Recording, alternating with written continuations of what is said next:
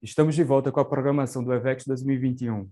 Desde ontem, estamos reunindo alguns dos mais importantes agentes dos mercados de energia da Península Ibérica e da América Latina para falar sobre temas relacionados à transição energética pós-pandemia. O EVEX 2021 não seria possível sem o apoio de importantes instituições do espaço ibero-americano, entre elas a Universidade de Coimbra, a Universidade de Lisboa, FGV Energia, Instituto de Energia e Ambiente da USP, Megawatt Energy, entre outras. O EVEX 2021 também não seria possível sem o patrocínio de importantes empresas do setor. Patrocínio ouro, CEMIG, Governo do Estado de Minas Gerais, ADENE, Agência para a Energia de Portugal. Patrocínio prata, REN, Redes Energéticas de Portugal, Copel e Governo do Estado do Paraná. Patrocínio bronze, Comerc Energia, Elexia Brasil, 2W Energia e Rolim Advogados. Vamos assistir agora um vídeo em comemoração aos 20 anos de existência da Comerc Energia, sobretudo no mercado livre de energia.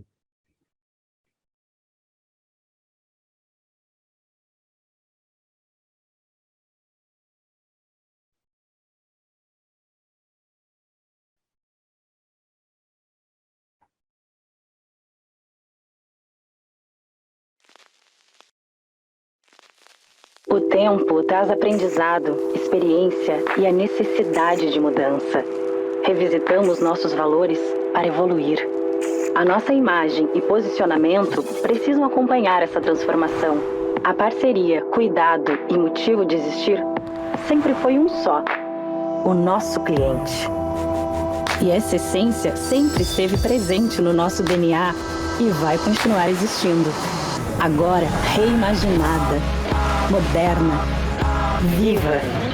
Hoje estamos em todas as formas de energia e naquele que é o nosso maior ativo: você. Nós somos energia, somos diversidade. Escutamos atentos, pensamos, respiramos e reimaginamos juntos. Mudamos nossas cores para deixar ainda mais claro para onde estamos indo e o nosso lugar no mundo. Acreditamos na energia como inspiração para encantar pessoas e desenvolver negócios sustentáveis para todos. Agora é hora do novo.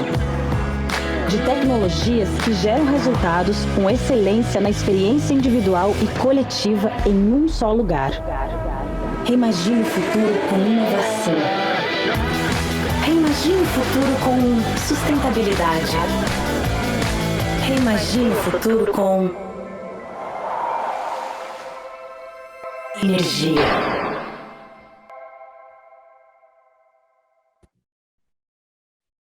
Parabéns, Comerc, pela trajetória de sucesso. Vamos ter agora a experiência EVEX Expo Business, com a participação sobre o tema Mercado Livre de Energia na retomada da economia, participação de Christopher Flavianos, que é presidente do grupo Comerc Energia, Natasha Ferrareto, que é diretora comercial da Elera Renováveis, Paulo Tarso, que é da Vivaz Energia, e a estimada Larissa Arayun, que fará a mediação e é co-CEO da Megawatt. Tudo bem, Larissa? Consegue me escutar? Consigo sim, ó. Tudo bem? Gostaria de cumprimentá-la, agradecer pela disponibilidade, e cumprimento também os demais membros do painel, Natasha, o Christopher, o Paulo. Agradeço a disponibilidade de vocês por estarem aqui abrilhantando o nosso evento. Sim. Tenho certeza que será um grande painel. Desejo um bom Caio, debate. eu não sei se está conseguindo ver com detalhes, mas eu trouxe aqui minha camiseta, tá? Só não estou vestindo ela. Eu estou vendo. Muito bonita. Obrigado por literalmente vestir a camiseta do EVEX. Estamos aqui com a camiseta do EVEX. Muito bonita. Estou aqui, nossos convidados podem abrir as câmeras, então, e obrigada pela apresentação aí para a gente fazer esse painel na pré-almoço do pessoal. Bom dia. Obrigada, Caio. Bom dia. Bom dia. Christopher, Natasha, Paulo, tudo bem? Tudo bem, Larissa? Como você vai? Eu queria...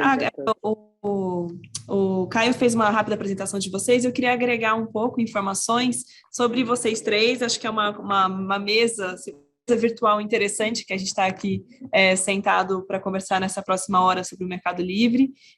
A Natasha, nossa engenheira de produção, né, com MBA executivo e pós-graduação também em marketing pelo INSPER, está no setor desde 2007, é diretora comercial e marketing na Elera Renováveis, desenvolvendo produtos como autoprodução de energia e Green Solutions. O Paulo Tarso é engenheiro eletricista, formado pela UFRJ, pós-graduado em Economia e Gestão em Energia pela COPED, também UFRJ, foi diretor-presidente da Petrobras Comercializadora, vice-presidente do Conselho de Administração da Associação Brasileira de Comercializadores de Energia, Abracel, e nesse ano, né, Paulo tornou-se sócio da Vivaz Energia, e o Agregaria mudou para São Paulo, né? Um carioca que veio para São Paulo. Isso. E temos aqui o Christopher Lavianos, que eu já trabalho há mais tempo, tenho mais proximidade com ele, fundador e presidente do Grupo Comec Energia, e agora a gente pode dizer que foi presidente da Comec Energia até 2021.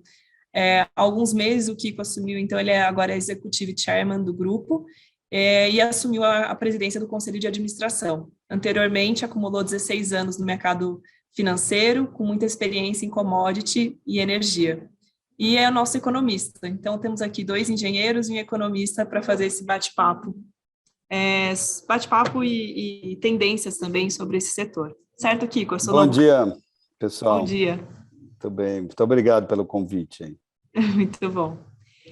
Falando um pouco mais sobre a relevância do Mercado Livre, a gente está falando de uma trajetória aí de pouco mais de 20 anos, né, desse mercado, e ele, ao longo desse tempo, foi agregando uma fatia, um consumo significante do país, das indústrias, e onde a gente hoje chega aí a 10 mil agentes. A gente vai falar um pouco mais sobre depois como desmembra esses agentes, mas quantos consumidores livres especiais aí estão somando quase 10 mil empresas, CNPJs. E o que eu queria começar aqui, até puxando a abertura para o Kiko, e queria deixar, por favor, o Kiko Christopher, né? Então, para quem é do mercado conhece, também é conhecido como Kiko. Eu vou direcionar essa pergunta para ele, e eu também quero deixar aberto depois para a Paula e Natasha comentarem, se quiserem agregar. Mas o Kiko, como que você está enxergando? Acho que a gente veio de um ano passado, na pandemia, uma mudança muito drástica na forma de contratação de energia, preocupações, retração. Esse ano a gente teve uma mudança sobre mais a questão da crise hídrica e relação do preço, mas a gente falando já pensando para o ano que vem, com a Omicron, né, não se tornando, as notícias vieram muito pessimistas há 2 semanas, mas essa variante não está se mostrando tão preocupante em relação, está mais para um resfriado, né, até onde tudo indica. Então, com todas essas expectativas, como que você olha para o Mercado Livre e esse amadurecimento que ele pode existir, falando já que ele alcançou um tamanho considerável para as próximas décadas, assim? Eu queria falar um pouco mais sobre isso com você. Bom dia mais uma vez, né? Cumprimentar aqui os meus amigos de painel, né? Eles são companheiros de painel, são amigos, né, de mercado do dia a dia aí, a Larissa também. Bom, o Mercado Livre, ele sempre cresceu, né? Ele veio crescendo, salvo ali na MP 579, né? Que ele passou quase 3 anos ali, né? Com o mesmo número de consumidores, mas ele veio, né, crescendo desde 2002, desde o final do racionamento. A Comerc começou a se desenvolver ali também, né, junto com os consumidores, então era uma batalha muito árdua ali você conseguir fazer um consumidor migrar para o Mercado Livre, porque era uma coisa totalmente nova, né? Então, o primeiro consumidor que a gente migrou, que foi a Klabin, levou 8 meses para a gente conseguir, né, levar o consumidor para o Mercado Livre. Depois, o mercado veio crescendo, né? Grandes consumidores primeiro, depois os consumidores especiais, né? Que hoje já são a maioria esmagadora desse mercado em termos de volume de consumidores, mas o mercado ainda é 30% do consumo de energia do país, né? E nós estamos na expectativa, né, de que esse mercado continue abrindo, continue pulverizando, e novos consumidores aí de média tensão vão entrar no mercado de uma forma diferente, né, muito mais no conceito de varejista, né, de agregação, de medição desses consumidores, com características diferentes, né? Então, a gente veio atendendo consumidores muito grandes, muito preocupados com a questão da energia, né? Depois eram consumidores olhando a própria questão da energia renovável, né, como um benefício para migrar para o Mercado Livre, mas o que o consumidor quer mesmo, né, principalmente esses grandes consumidores, é a previsibilidade, né, que o Mercado Livre dá, né, que hoje o consumidor livre de energia tem, né, mas o consumidor cativo não tem, né, o consumidor de gás não tem, que é essa previsibilidade, que é você poder fazer um orçamento e apesar de alguma variação aí que você possa ter, de encargo, de fio e tudo mais, né, o grande fator que é a energia está ali travado, né, num contrato, bem contratado muitas vezes, né, e aproveitando essa redução de custo e essa previsibilidade. Mas o mercado, o que a gente espera, né, que nessa nova onda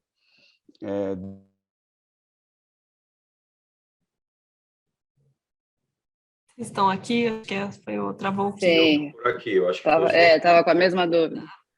Não, estamos nós. Está falando dessa nova, acho que é a nova onda de migração. Eu queria... Posso pegar o Voltou, gancho não? Lari? Voltou? Essa questão na nova onda. Essa nova onda desses consumidores, né? Nós estamos falando de mais de 150 mil novos consumidores indo para o mercado, né? Ou tendo um potencial de ir para o mercado. Essa é uma oportunidade de crescimento do mercado um pouco diferente, né? Você vai ter que criar produtos, você vai ter que ter uma plataforma mais digital, você vai ter que entender melhor esse cliente, né? Mas eu acho que o mercado de energia hoje ele está caminhando para o mercado de outro setor, de outros commodities, né? Que hoje a visão é o cliente, né? O cliente é o produto, não o produto é o produto, né? Então, o cliente é que vai desenhar o que ele vai querer de produto, né? Não é você fazer o que você acha que você gostaria que ele comprasse, né? Então, eu acho que isso aconteceu com o setor financeiro, isso aconteceu com varejo, né? Começando com a Amazon lá, né? Enxergando o que o cliente vai querer, e isso está acontecendo com o nosso mercado também, onde você não tem só essa migração de consumidor para o Mercado Livre, mas você tem outros produtos, né? Outras oportunidades, né? Outras tecnologias que podem fazer com que esses consumidores, né, enxerguem esse mercado e aproveitem esse mercado também conhecendo mais sobre esse produto, também conhecendo mais sobre esse mercado. Antes ele era um pagador passivo de fatura, né, cativa. Hoje ele já é, né, um integrante do nosso setor, né, com opinião, com entendimento do mercado, com curiosidade para saber, né, como é que as coisas acontecem. Acho que no futuro nós vamos ter muitas outras oportunidades aí. Então, a visão de futuro é do protagonismo do consumidor, né? E quem tiver alinhado com isso, né, vai poder aproveitar melhor esse futuro aí, né? Então, nessa deixa aqui, que você fez essa abertura, justamente falando sobre o papel do consumidor, né, o protagonismo, a gente tem um estudo recente da CCE, acho que está como setembro a divulgação dele, da proposta de abertura de mercado, em que eles fazem um belo resumo de números também, de dados, em que eles apresentam ali, já que são mais de 24 mil unidades consumidoras para esses mais de 9 mil consumidores livres especiais. Para a gente lembrar, eles dão até o exemplo, né, que às vezes a gente tem um agente consumidor livre de um supermercado, mas que tem várias redes de supermercado, unidades. Então, por isso essa distinção, e aí a gente já fala, então, em 24 mil unidades consumidoras no Mercado Livre. E a gente vai, então, discutindo para essa ampliação e esse papel do consumidor, do protagonismo do consumidor, o papel do comercializador varejista. E aí eu queria direcionar aqui para o Paulo Tarso, também a sua experiência prévia. Você já teve uma passagem anterior também como vice-presidente no Conselho de Administração da Abracel, mas como você vê o papel do comercializador varejista na ampliação do Mercado Livre e como que a gente pode tratar também a visão nesse novo formato de comercializador varejista com mais garantias? Bom dia a todos. Cumprimentar também os meus colegas aí de mercado e de bancada. Um prazer. Obrigado pelo convite, Caio. Obrigado pelo convite, Larissa. Antes de eu falar do comercializador varejista, me permite só complementar, Lari, a primeira fala do Kiko, quando a gente falou de dificuldades que aconteceram aí no Mercado Livre nos últimos anos, por conta da pandemia. O que eu gostaria de ressaltar é que, em todo esse período, o Mercado Livre, os seus agentes se mostraram proativos, buscando sempre promover aí competição e eficiência, e sempre esteve ao lado da solução dos problemas, né? A gente teve algumas dificuldades com alguns consumidores, e eu me lembro de um bate-papo que eu tive até com o Kiko no início da pandemia. Esse foi o momento de que as empresas tiveram para se mostrar parceiras dos seus consumidores, parceiras dos seus clientes, e propor soluções para eles, para que eles saiam, e essa relação saísse mais fortalecida no final da dificuldade, né? O mercado se ajustou, o Mercado Livre foi flexível, o mercado apoiou os consumidores no momento de dificuldade. O mercado ele assim funcionou de forma autônoma, sem necessidade de subsídios ou dificuldades dentro das dificuldades que a gente passou nos últimos 2 anos. Isso é importante e eu acho que é um bom recado para a gente passar para o pessoal e fortalecer aí o que a gente vem tratando, que é impulsionar ainda mais a abertura desse mercado. Mas aí, como você falou, Larissa, a gente colocar aí a abertura que já está prevista, que é exatamente a queda dos limites de demanda, né, para os consumidores participarem do Mercado Livre. Mas se a gente for pensar ainda mais à frente, numa abertura total para os consumidores terem a opção, eu acho que isso é que é importante, essa palavra é super importante no Mercado Livre. Os consumidores têm a opção de contratarem energia de quem os atender melhor, de quem oferecer as melhores oportunidades ou produtos mais interessantes para eles. Se a gente for pensar, você falou em 24 mil consumidores, se a gente for pensar uma abertura completa desse mercado, você pode botar, a gente não vai falar mais de 1.000, a gente vai falar de milhões de consumidores no Mercado Livre. E aí, realmente, não me parece fazer sentido que todos esses consumidores sejam agentes da CCE. Então, a gente tem essa figura aí do comercializador varejista, que vai ser exatamente esse agregador desses consumidores menores, e aí sim vai fazer esse papel de interação com a CCE.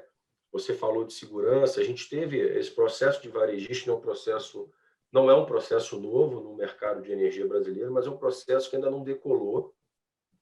E aí a gente sempre vinha discutindo e conversando, tanto entre as empresas e nas associações, que era a dificuldade de você ter alguma ação contra, eventualmente, uma inadimplência do consumidor. Você não tinha muita gerência sobre esse ponto, até porque o consumidor ele se mantém ligado à distribuidora, né? E aí nós tivemos esse ano aí a Lei 14.120, que trouxe uma segurança jurídica aí ao comercializador varejista, permitindo um desligamento, uma desmodelagem assim do consumidor debaixo do comercializador.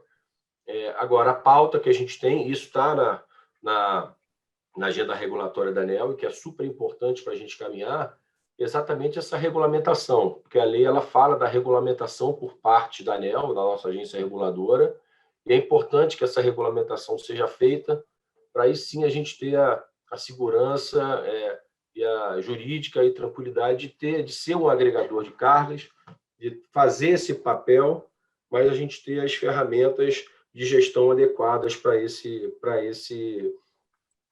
momento do mercado. Então, esse eu acho que é o recado.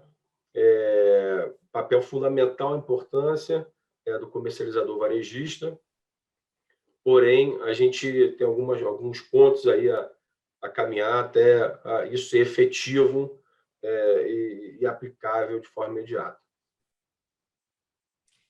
Não saiu semana passada, mas a gente que até começa a chamar atenção alguns deputados começarem a falar mais sobre o mercado livre de energia, sobre a abertura que ele significa. Até destaco, tem um recente do seu xará, né, do Paulo Gamini, em que ele faz uma descrição também sobre a abertura do mercado, não falando sobre sim ou não, mas acho interessante quando o nosso mercado é complexo, nem todo mundo entende os pormenores dele, então quando ele chega com algum detalhamento maior junto aos deputados e senadores, isso é positivo, acho que também para o crescimento do mercado, né? Mostra que a gente está tendo um avanço, uma evolução.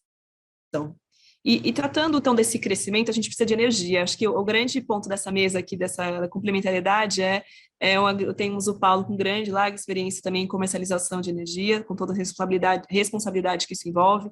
O Kiko, que hoje virou um pouco de tudo, né? Tem estar com um grupo que tem várias frentes. E a Natasha, hoje, que está como diretora comercial e de marketing de uma geradora, né? Da Elera Renováveis, mas não é qualquer geradora, né? Geradora de energia renovável. Renováveis. E, Natasha, pensando, como que você olha a tendência da autoprodução de energia, pensando no crescimento, nessa retomada do Mercado Livre? Tá. Primeiramente, deixa eu devolver o bom dia aí, tanto aos espectadores quanto aos amigos do painel. É uma honra estar aqui com vocês e poder representar a Elera nesse momento. Fica difícil falar depois de dois professores assim, né? Mas vou tentar complementar aqui. O Kiko comentou de previsibilidade e, de fato, o Mercado Livre traz isso, né? E dentro do controle orçamentário traz tanto previsibilidade de custo, Mercado Livre, quanto redução de valores, né? Não faria sentido também se não viesse com redução de valores, mas ainda há algo ali, como o próprio que comentou, né, de variação muito agressiva. A gente está vivendo essa variação dos encargos, por exemplo, novembro bateu mais de R$110, só o ESS, né, só um dos encargos que compõe esse pool de encargos aqui para o consumidor. E aí, quando a gente fala de autoprodução, existe não só a economia disso, mas um pouco mais de gerenciamento em cima disso, né? Então, assim, acho que você comentou um pouco do meu currículo, faz aí uns 14, 15 anos que eu estou aqui, tanto na ponta de consultoria para o consumidor, quanto na ponta de colocar essa energia da geradora onde eu estou agora, né, para o consumidor, né, essa experiência que a gente não deixa de ser uma consultoria também, porque a autoprodução envolve muito desenho tailor-made do produto. Eu nunca tinha visto assim, acho que eu entrei na LER em 2019 e já era um aquecimento voltado para PPAs de mais longo prazo, para produto de autoprodução, mas antes desse momento eu não tinha visto um aquecimento tão grande, uma procura, um interesse tão grande de um consumidor, e aí não só o eletrointensivo, não só o consumidor de grandíssimo porte, mas também os consumidores de médio, pequeno porte, os menores consumidores ali, desde que aplicava a legislação, né, uma demanda de 3 mil mínima, em busca de entender o que é essa autoprodução. Tanto que a gente até, junto em parceria com a Megawatt aqui, tentou dar um pouquinho mais de insumo para o consumidor, né, nos últimos tempos, mas vejo, sem dúvida nenhuma, como uma tendência crescente. E o que é engraçado, em 2019, a gente tinha produtos muito de prateleira, né, então existiam dois tipos de autoprodução que a gente desenvolvia, junto aos escritórios de advocacia, junto ao jurídico, regulatório, e era um pouco, o produto era o produto, como que comentou, E agora, no final de 2021, já entrando no 22, a gente vê que o cliente é o produto. Existem algumas criatividades que estão vindo do próprio consumidor e que estão demandando da gente aqui desse lado gerador desenharmos uma autoprodução diferente. Não é mais só ou a equiparação ou o arrendamento. Agora as coisas estão se misturando, as inovações estão chegando. O hidrogênio verde, enfim, a gente vai falar de inovação um pouquinho para frente nesse painel, né? Mas o hidrogênio verde está misturado agora, se não a amônia verde. E assim, a gente está embarcando bem nessa tendência de, junto com o consumidor, que quer fazer o que já foi testado no mercado, que já existe no mercado há algum tempo, embarcar dessa maneira, mas também olhar para o que vai precisar ser olhado, né? Usar um pouco do ganho de escala daquelas autoproduções, daqueles parques solares e eólicos que a gente tem, mas voltados para grandíssimos consumidores, e agora emplacar isso um pouco mais nos médios e talvez nos menores, desde que a regulamentação permita, e desde que essa abertura de mercado também ajude. Diria que você me perguntou o que a gente acha da tendência, a gente está se preparando para congruirmos em conjunto com essas novas demandas de green solutions aí, estarmos juntos com esses consumidores, e não só consumidor, muitas vezes também tem em parceria outras empresas geradoras ou outras comercializadoras desenvolvendo soluções conosco, né? E a gente está se preparando para isso. Aproveitando, a gente está na reta final, até fazendo um rápido merchan aqui do curso Expresso, que a gente fez, a Megawatt fez em parceria com Renováveis, né? Uma rápida. Termina essa semana, né? Termina essa semana, então vou deixar depois o link aqui no chat, tá? É gratuito, justamente com o patrocínio da Helena Renováveis. E acho que só complementando, quando a gente fala, tem a tendência que é confirmada sobre energia renovável, mas quando eu escuto você falar também, acho que os entraves têm uma parte de conceituar, de entender o que é o produto, como eu contrato esses PPAs, combinado quando é menor, quando o consumidor é menor o porte, isso fica um pouco mais complicado, complexo. Posso fazer um comentário? Assunto então, é livre aqui? Podemos? Sim, agora a gente está na roda. Então tá bom. Por favor, professor. Não, eu queria só colocar uma coisa, né, sobre a tua exposição sobre a autoprodução super bem feita, né, e complementar, né, quando a gente começou no Mercado Livre, era uma batalha, né, constante para a gente conseguir abrir mais o mercado, né? Só que existiam dois gargalos, né, para esse mercado, que era a expansão da geração, né, e os contratos legados das distribuidoras, né? Então, toda vez que você ia entrar num debate sobre a questão da abertura do mercado, a gente esbarrava nesse problema aí, né? E o mercado, ele se reinventa, né? Então, o que começou a acontecer, né, com a expansão, as distribuidoras, né, começaram a ficar super contratadas, né, os consumidores migrando para o Mercado Livre, a carga não crescia tanto quanto se esperava, e a expansão da geração teve que mudar de rumo, né? Ela saiu lá dos contratos de 20, 30 anos, né, onde o leilão, né, era o objetivo maior das empresas, e as empresas projetos de engenharia, né, e que tinha que botar o empreendimento em pé, para uma empresa, né, conectada com o consumidor, que foi o que a Natasha falou, né? Agora não é só eu tenho aqui autoprodução, né? O que é essa autoprodução, como ela como eu adequo isso ao consumidor, né? Mas eu acho que a grande importância da autoprodução é a gente conseguir fazer a expansão da geração pelo Mercado Livre, porque o Mercado Livre, durante muitos anos,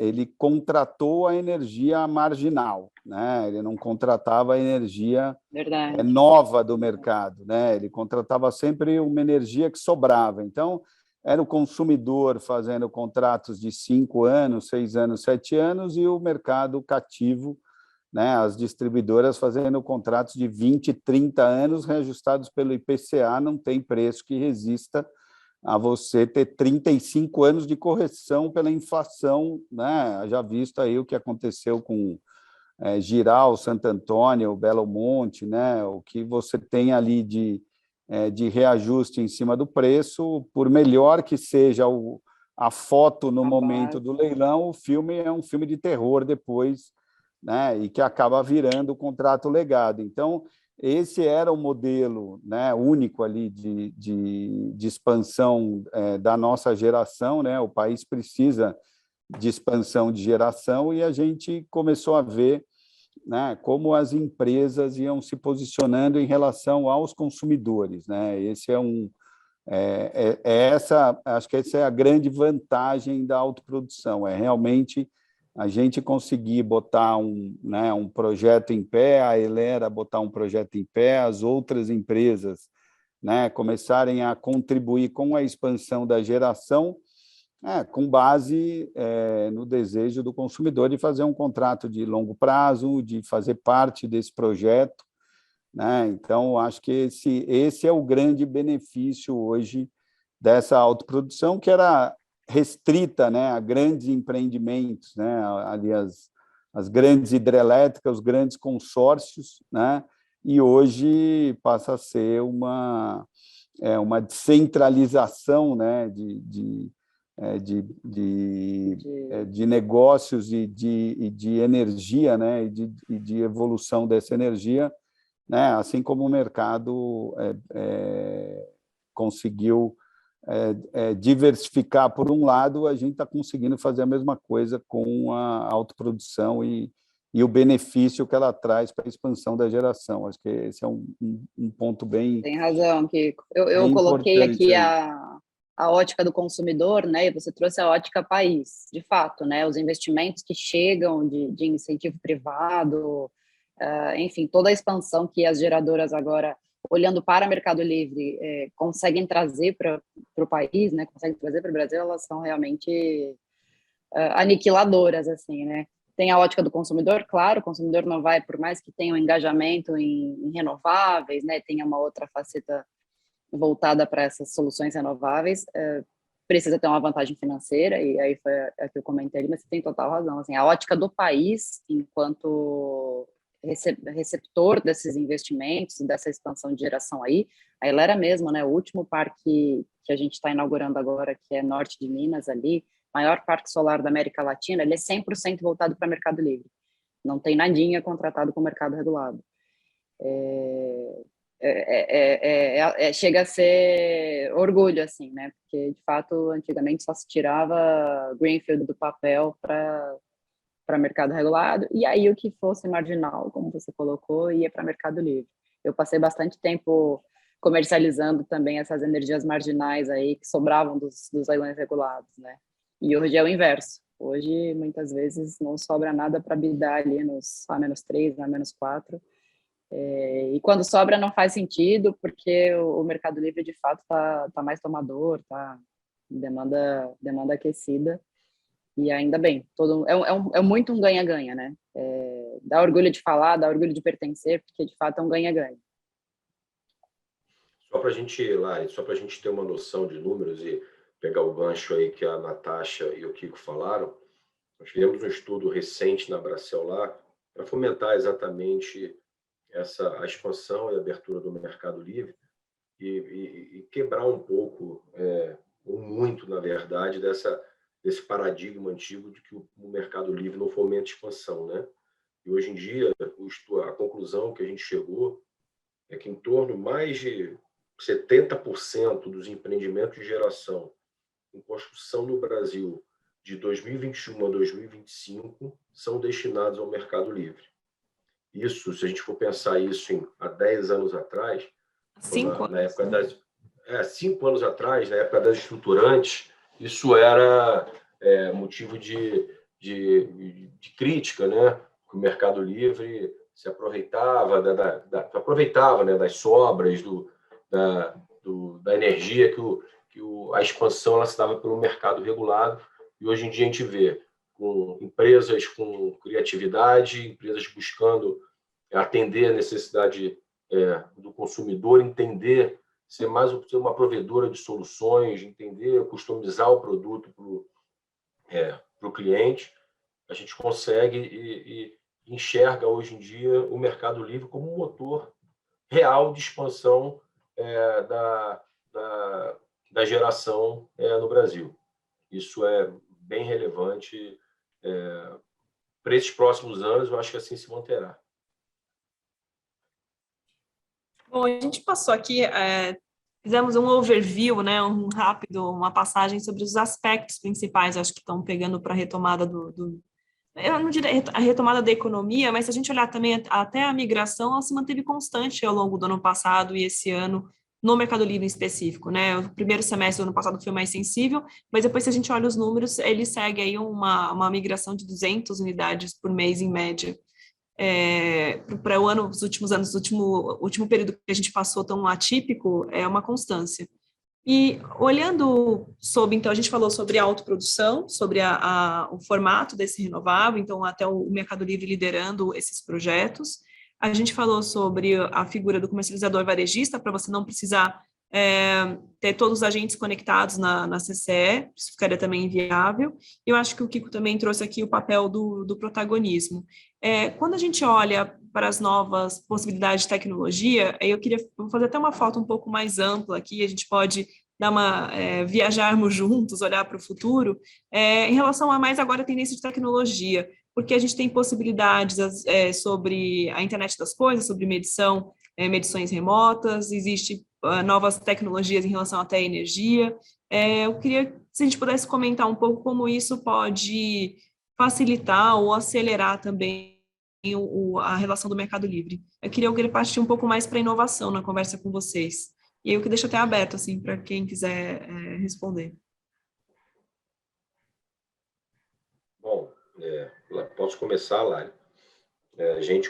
Nós, quando montamos a Vivaz Energia, a gente tinha uma clara visão de que o futuro desse nosso mercado ele é um futuro baseado em consumidores menores e que a gente tinha que ter três pilares aí para a gente ser uma empresa efetivamente de energia nesse mercado. Primeiro, é ser uma provedora de soluções e não uma provedora de energia, né? O segundo pilar é tecnologia. A gente está, como eu falei, a gente vai migrar do número de milhares para o número de milhões. Então, a gente, para fazer essa gestão, a gente vai precisar, não tem como abrir mão de ter uma gestão baseada em tecnologia, inteligência artificial, fazer uma coisa muito mais otimizada do que a gente faz hoje. E, por último, que a gente acredita muito que a gente precisa ter na nossa empresa um skill de varejo, que é um business um pouco diferente do B2B que a gente está acostumado hoje nas nossas empresas. A gente vai ter que ter algo de forma a atacar e alcançar o consumidor final de todos os tamanhos. A gente vai continuar o B2B forte, que é uma venda mais técnica, mas a gente vai precisar ter o skill de varejo apoiado pela tecnologia e pela criatividade nos produtos. Eu acredito, e a gente da Vivaz acredita bastante nesse futuro do mercado, e é assim que a gente se prepara para caminhar nesse futuro para frente. Olha que legal a complementariedade desse painel, né? Porque enquanto o Paulo falava aí, puxando para mim aqui, Kiko, depois você pode... enfim, a gente aqui está se preparando e estudando uma outra faceta que não vai ao encontro da inovação tecnológica, como você colocou, Lari, mas não deixa de ser uma inovação bastante importante, que é a substituição de combustíveis fósseis por renováveis. E aí a gente fala de combustível, enfim, tudo que você conhece aí para engenharia naval e tudo que voa ou que vai trafegar pelos mares.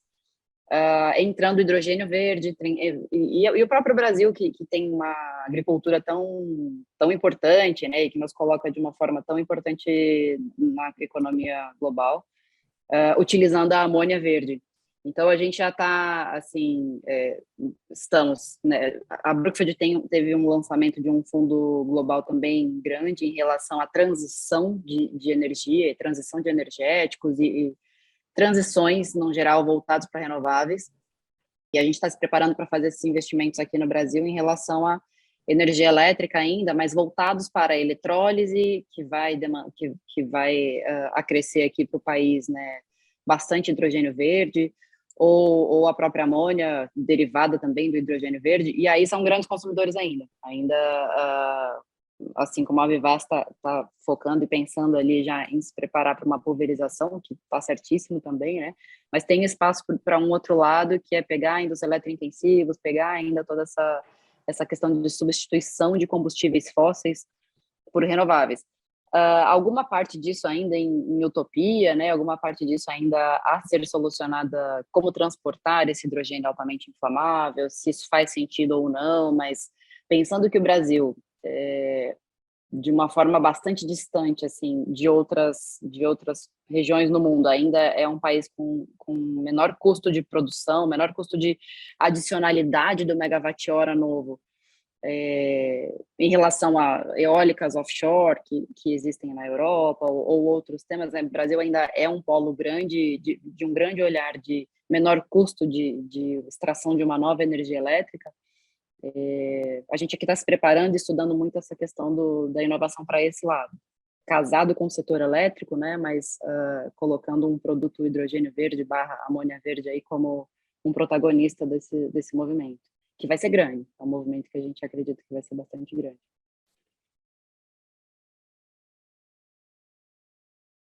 Muito bom. Acho que... Não, Oi, pode falar. Você vai fazer... Não, eu queria passar para você mesmo, mas ia fazer essa complementariedade. Acho que você citou a tecnologia sob o ponto de vista dos combustíveis, né? Sobre como se preparar para isso.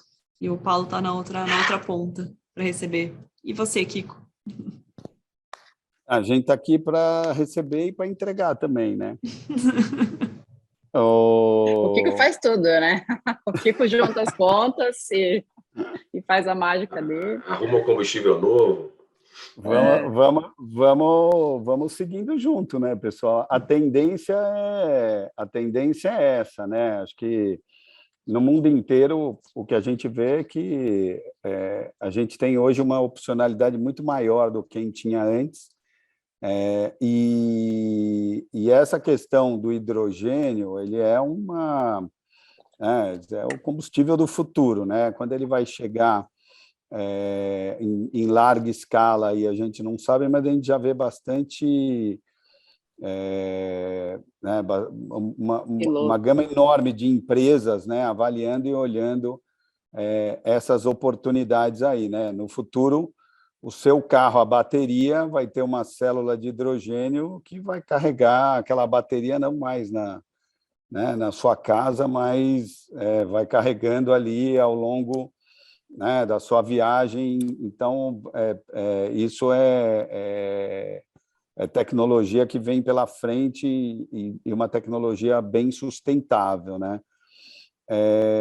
Eu acho que o caminho dessa, quando a gente olha assim, né, acho que o Paulo e a Natasha colocaram bem, eles estão olhando esses mercados porque existe um incentivo para isso, né? Primeiro, o incentivo é sustentável, né? Acho que o mundo inteiro está olhando para esse movimento, independente dos soluços aí no meio do caminho, né? De questão pós-Covid aí com, né, necessidade aí de carvão, de gás, preço subindo. Isso é uma situação, na minha opinião, né, mais conjuntural do que estrutural, e isso em algum momento, logicamente, hoje, né, as próprias empresas de óleo e gás, elas estão diminuindo a sua produção, né, o seu investimento, e isso, de uma certa forma, acaba gerando mais caixa para elas investirem em outras coisas, né, que tem a ver também com esse futuro, com essa tecnologia, né? Então, o que a gente precisa aqui, né? O caminho, todo mundo sabe, né? O mundo inteiro está andando para o mesmo lado, né? Tem o mesmo norte. O que a gente precisa aqui são os incentivos corretos, né? Incentivo, quando a gente fala, não é subsídio, né? Incentivo, são os incentivos corretos para a gente poder caminhar nessa mesma linha. A gente ficou aí quase 20 anos brigando para ter um preço horário, né? O preço horário é uma evolução do nosso mercado, né? Você passa a ser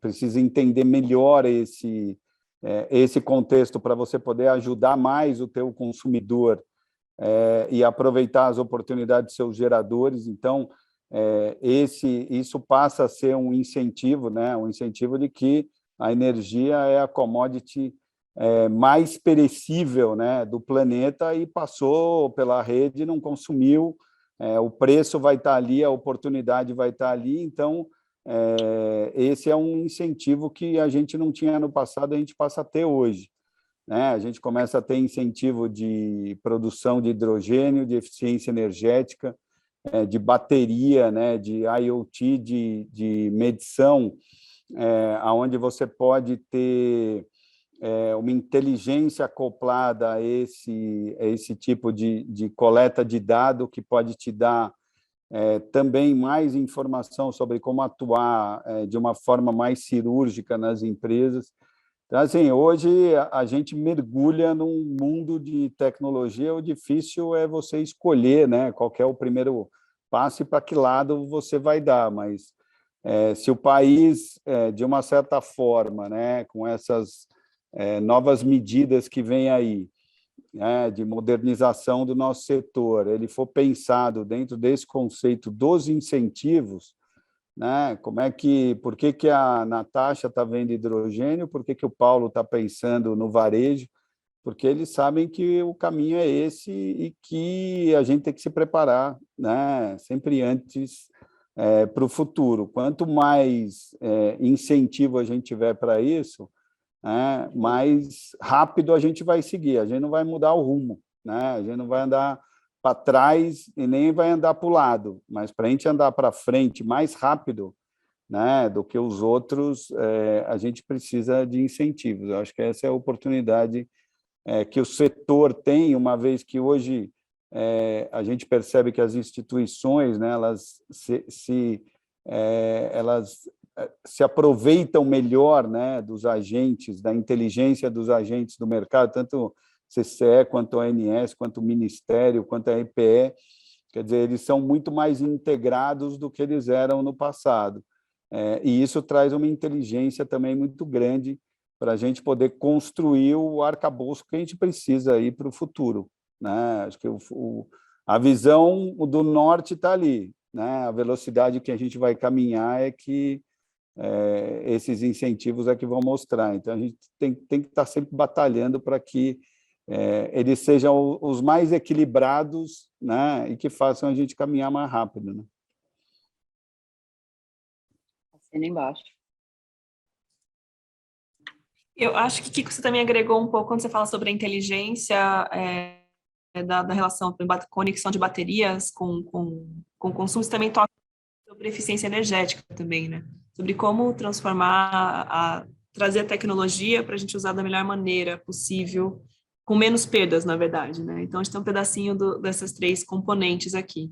Caminhando para o final da nossa conversa, a gente começou com alguns minutos depois, então eu ganhei aqui um chorinho do Caio para a gente fazer um final, um encerramento.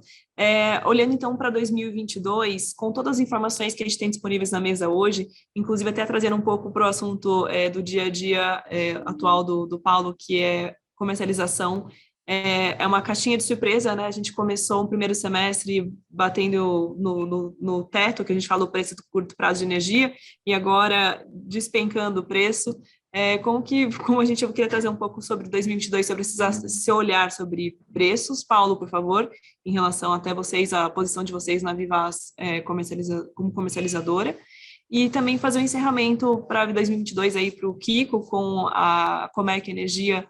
Teve um ano também que saiu de uma empresa, de alguns sócios para uma empresa, para outros sócios, né? Teve uma transição, teve uma junção, passou a ter braço de geração também, então foi um ano intenso, acho que para a Comerc. Então, a perspectiva para 2022, com todo esse final de operações acontecendo agora no final do ano.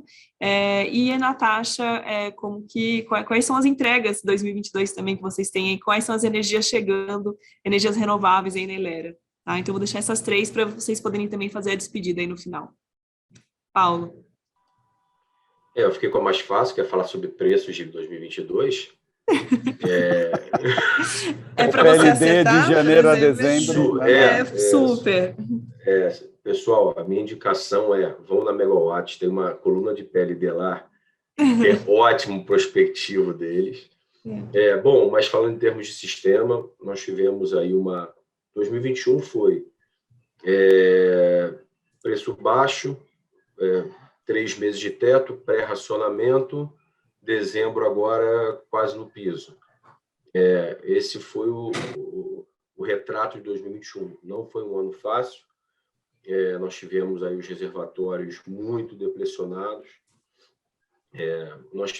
Tivemos aí um início de período úmido interessante, mas como a gente não via nos últimos 3 ou 4 anos, isso precisa se manter para a gente ter um ano um pouco menos apertado. Bom, a gente fica nessas oscilações aí de expectativas.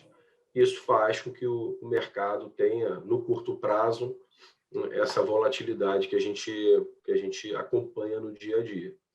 É tão simples quanto precisa chover um pouco mais. Sabe? Isso. Nós ainda temos uma dependência. Precisa chover, precisa ventar, precisa fazer sol. Hoje em dia isso é importante também, porque a gente também não está tão dependente aí a gente ainda depende bastante da nossa hidrologia, mas se ventar bem, o Nordeste hoje em dia ele é sustentável quando venta, que era um submercado que a gente tinha os aproveitamentos hídricos bem já estressados. A gente tem a solar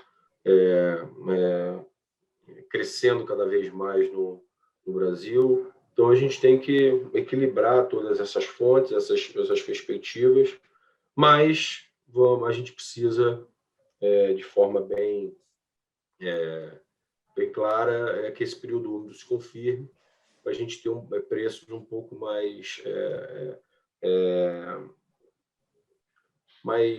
tranquilos assim para 2022. Os índices de reservatório até fevereiro vão ser importantes para editar o ano, né, Paulo? É isso. E aí a gente tem que pensar também que 2022 é um ano com bastantes acontecimentos relevantes no Brasil como um todo. Nós temos eleição, isso mexe muito com os ânimos dos agentes e com os ânimos de todos no setor. Eu acho que realmente, você falou bem lá, o nível de reservatório no final do período úmido vai moldar os ânimos do setor até o final do ano. Tá? Era isso. Eu não trouxe muito o ano eleitoral, mas, de fato, a gente tem uma retomada da economia em relação à pandemia. A gente não pode esquecer disso. Normalizando, mas temos um ano eleitoral também em curso aí.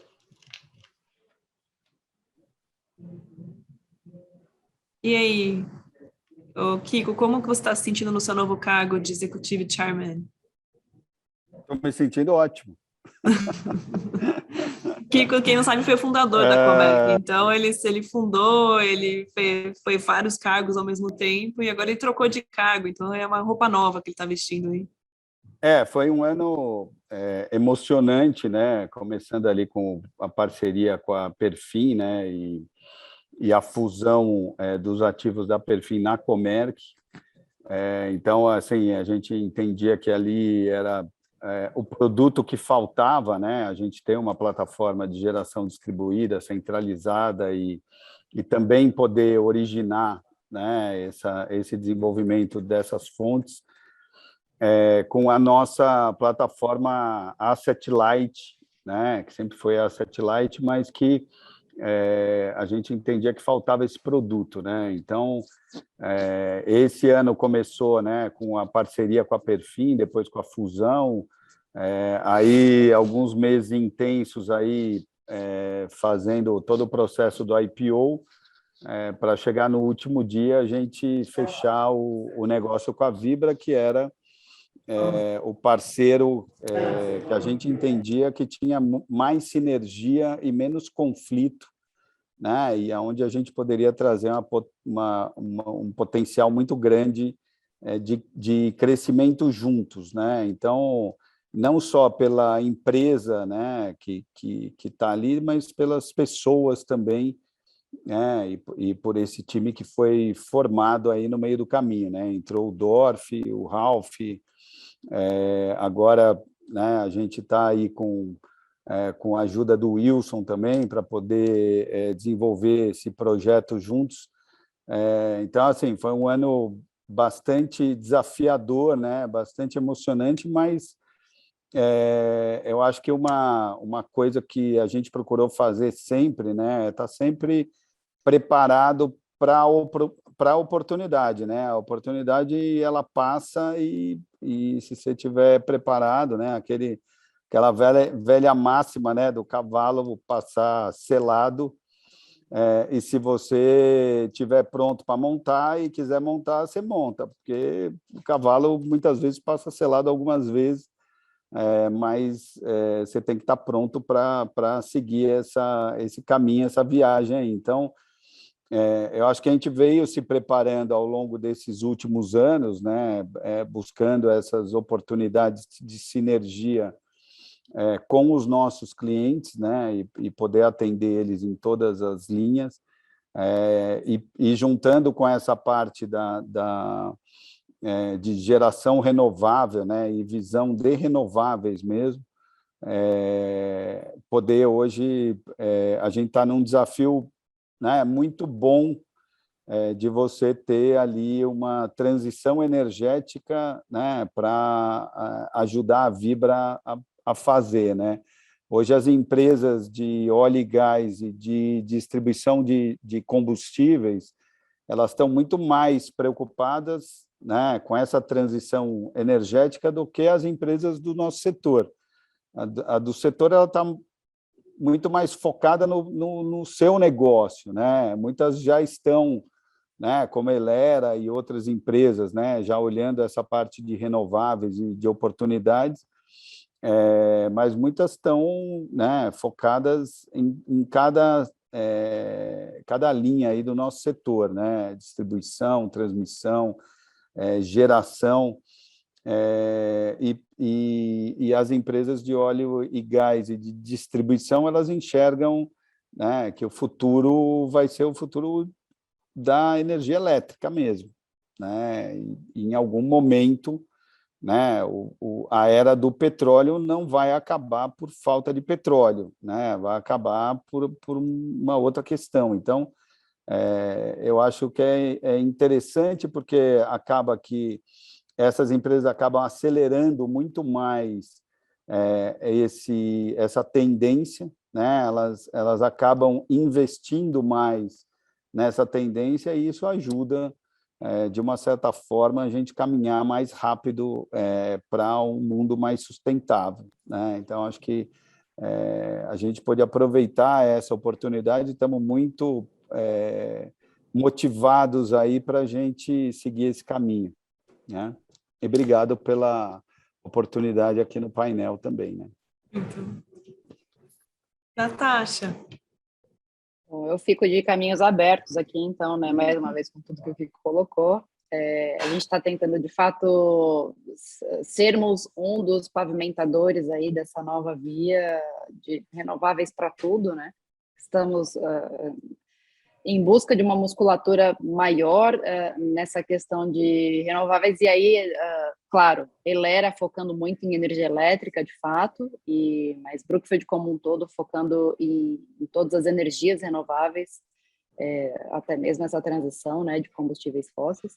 Acho que pensando em Elera, a gente tem esse caminho de consolidação em 2022 e até início um pouquinho de 2023, de tudo que a gente começou entre 19, 20 e 21, né, com alguma desaceleração por causa de pandemia, mas a gente começou um movimento de dobrar o tamanho da companhia até final do ano que vem, o que vai com bastante responsabilidade, bastante respeito socioambiental, e aí responsabilidade tanto das empresas de quem a gente compra, CAPEX, engenharia, construção, quanto com as empresas para quem a gente vende energia elétrica, soluções, autoprodução, consultoria de alguma maneira, entregar tudo isso.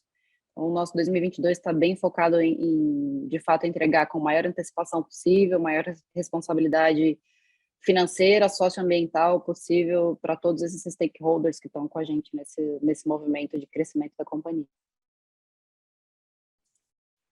Bem, então a gente tem aqui um painel, acho que completo, sobre, acho que foi importante esse fechamento também um pouco mais na perspectiva individual de cada um de vocês como empresa, e ao mesmo tempo a gente pode explorar um pouco também o mercado livre e o mercado, na verdade, o segmento também, os industriais, e não só industriais, né, mas também negócios, comércios, potencial tem essa solução para redução do custo de energia. Queria agradecer o tempo de vocês, a disponibilidade, tem uma pré-operação antes de entrar ao vivo aqui para prestigiar o IVEX, e como diz o Caio, esperamos que em 2022 a gente possa estar presentes, né, seja um evento presencial, e ter mais trocas ainda do mercado do setor elétrico como um todo. Queria agradecer novamente. Terça, né? Estamos na terça-feira aqui, reta final de dezembro de 2021. Então, obrigado e um bom almoço para todo mundo. Obrigada, Lari, Vex, obrigada a todos.